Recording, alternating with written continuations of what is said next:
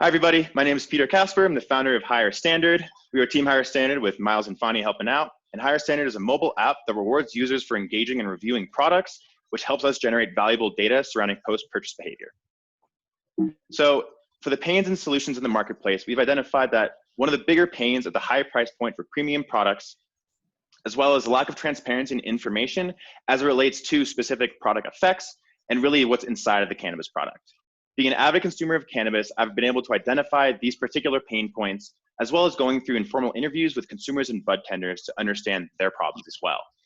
As a solution, we've devised a mobile app that rewards consumers for rating their experiences over cannabis products, which allows them to redeem these discount or these loyalty points for discounts and other branded merchandise as well. By aggregating this data, we're able to do market intelligence and analytics over this post-purchase behavior, which we can then flood the market with and sell back to brands and other industry professionals. We provided validation for this market by doing our own in-house focus testing as well as market research.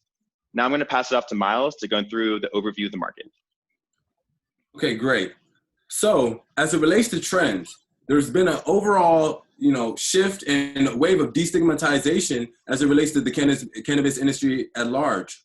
And this, alongside the normalization of CBD across a range of different products, has really made cannabis more socially acceptable to a larger range of people. And as it relates to consumer education, we're starting to see a trend of closing that gap between what we know scientifically about cannabis and what the average consumer really knows.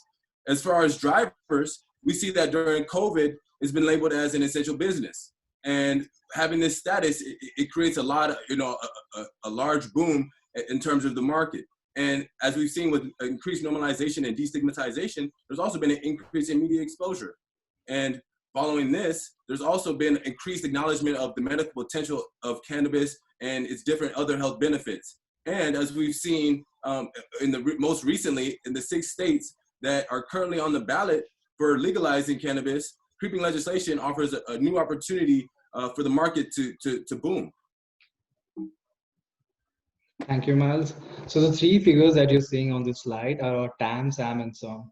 For our total available market, we calculated total number of cannabis users in US, which is around 55 million users according to Small Fit Business. Out of those 55 million users, we are targeting mostly Gen Z and millennial cannabis users who have smartphones. So that filters out to be 10 million users as SAM. Since we are based out of LA and we are focused on expanding outward to California, which is the biggest regional market for cannabis, we are targeting 8,000 users based on comparative research and our own budgetary constraints. I'll hand it off to Peter, who will take us over comparative view and business model cannabis.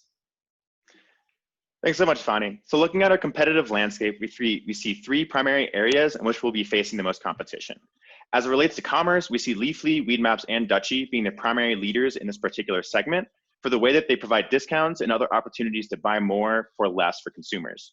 Relating to user engagement, we see Relief and Strain Print really dominating this segment of the market, albeit it's very small. These particular apps really help users, primarily medical users, review products and really gauge how they might be alleviating specific symptoms relating to conditions.